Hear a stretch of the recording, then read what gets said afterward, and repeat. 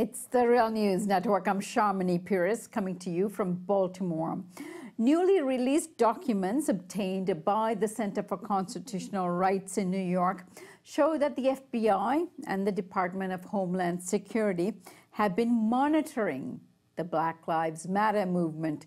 The documents were obtained by a Freedom of Information Act request that the Center for Constitutional Rights and the civil rights group Color for Change filed last year. According to these documents, the FBI and DHS justify their monitoring activities on the basis of a presumed potential for violence among Black Lives Matter activists. Joining me now to discuss this issue is Stephanie Llanes, and she's a lawyer with the Center for Constitutional Rights, where she works on the government misconduct and racial injustice docket. Thank you so much for joining us today. Thank you so much for having me. So, Stephanie, give us a brief rundown on the kinds of surveillance and monitoring that the FBI and the Department of Homeland Security have been engaged in with regard to Black Lives Matter.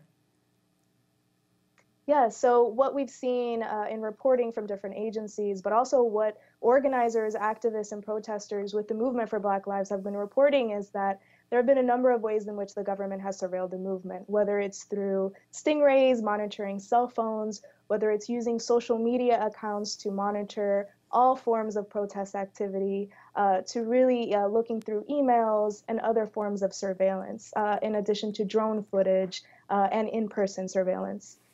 So, Stephanie, how do these agencies justify such monitoring, and what is your take on the constitutionality and the legality of such monitoring activity? Yeah, so you touched on it, Sharmini. So they're essentially arguing that there is this presumption of a threat of violence, and that's what allows them to supposedly monitor and surveil a number of activities related to the movement for Black Lives. So a number of things have come up in the documents that we have found that show that this actual presumption of threat is not real, but they're trying to conflate and come up with arguments to show that. So one is some of the arguments, particularly in an email chain from the FBI, where they are kind of summarizing the events that happened as it related to the gunman in Dallas that shot 5 police officers at a police brutality protest. And in that email, they're describing the chain of events. They're describing the identity of the gunman. They explicitly talk about how he was not related to the movement. And then in the same email, they talk about, quote, Black supremacist extremists as potential threats to law enforcement agencies. And so as it relates to the movement. And so here we're seeing the conflation of an event, of a violent event that had nothing to do with the movement, to then being given this identity as Black supremacist extremists, as people to be looked for by law enforcement agencies. And so there's no definition as to what that is.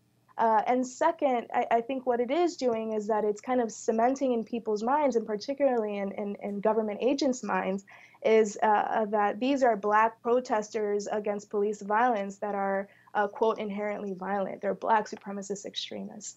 I think the other thing that this term does, and this is nothing that's explicitly in the documents, it's just a thought, is that it's really conflating implicitly the terms white supremacist, which does have a movement and a history of violence and murdering of Black people, to this newly defined term of Black supremacist extremists that does not have a history of a movement and certainly does not have a history of violence. So that's one of the themes that we've seen in how they are trying to kind of say that there is some threat that's actually not there.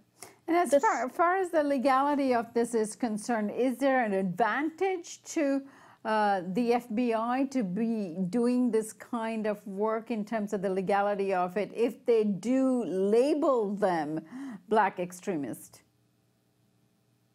Right. So what we're arguing is that the surveillance of the movement for Black Lives, from what we're seeing in these documents, is that it is unconstitutional because it is protected speech.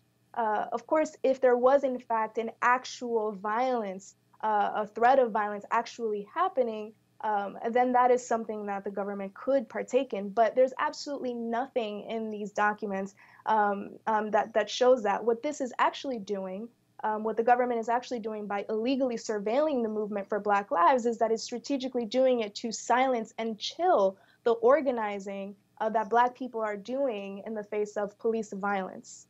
Right. And is it having a practical effect in terms of the movement and Black Lives Matter organizers and activists?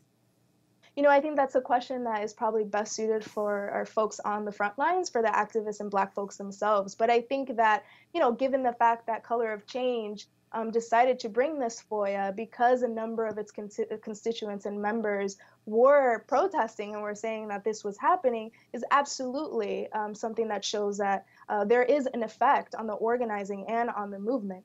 And then separate, I think there's a history of that, right? We saw that in the 1960s when the government used COINTELPRO to surveil the Black Power movement, eventually really destroying that movement. And so I think that as it relates to this particular moment, I think that, the fact that we're even bringing this FOIA shows that folks are feeling the brunt of that illegal surveillance. Right. Now, conservatives and especially Fox News have long tried to portray Black Lives Matter as a violent, prone hate group. Do you think such portrayals are influencing how the government is treating Black Lives Matter? Even this happened even during the Obama administration. Absolutely. I mean, I think it kind of feeds off of each other. I can't say exactly which one influences the other because I think they kind of go in tandem. I think, given the reports that we're seeing in these email chains, I mean, they're even using misinformation. The government is using misinformation to kind of further criminalize Black protesters. So we have a string of emails from the Department of Homeland Security alerting agencies about a, quote, day of rage protests across the country that was later found to be a hoax. They even acknowledge in their emails that that was a hoax. But they inform government agents that if they're anywhere close to those protests, they could be victims of violence, and that there is a sort of mob mentality that takes over normally decent people. And so again, it's even the use of misinformation by government agents to criminalize Black protesters. And I think that, unrelated but also related to this is that, it's a history of just criminalizing Black folks, period. And so when we talk about Fox News using kind of the movement for Black Lives as a way not only to criminalize and the movement itself, but it's also a way to criminalize Black people. I think this particular program, COINTELPRO, is what you might have been referring to earlier back in the 70s when COINTELPRO was, programmed to actually spy on African American activists and falsely criminalize them in order to stop them from organizing. You are too young to, of course, have been a part of it, but I'm sure you studied it. So can you make comparisons here? Yeah, absolutely. I mean, that program was designed by the federal government to, quote, neutralize and destroy the Black Power movement and activists related to it. And I think what we're seeing here is that while we don't have the word destroy as it currently stands in any of these documents, what the illegal surveillance is doing is a counter tactic to these movements to suppress and chill not just the actual protests themselves, but the organizing around it. And so I think it's inherently related. And I think it stems even further back than COINTELPRO. If we go all the way back to the Atlantic slave trade, surveillance itself was a racialized system that was constructed to suppress and surveil Black people. There was lantern laws that said that if you were an enslaved African, an indigenous enslaved person, or a mixed race person walking after dark, and you did not have the accompaniment of a white person with you, you had to carry a lantern so you would be lit up and people would see you. And so I think, what this does is that what we're seeing is really a mutation through time of continued government surveillance in the supposed name of national security, but really what it's doing, it's further criminalizing Black movements, Black protesters, and Black people generally. Right.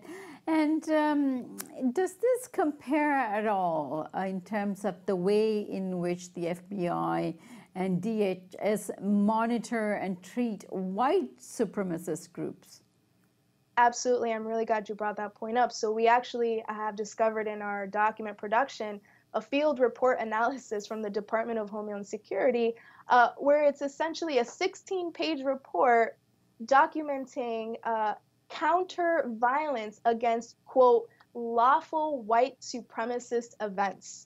And the 16-page report is literally showing just different instances in California, particularly where, quote, anarchists and anti-fascists have counter-protested against white supremacist events, or that's how they like to call it, legal white supremacist events.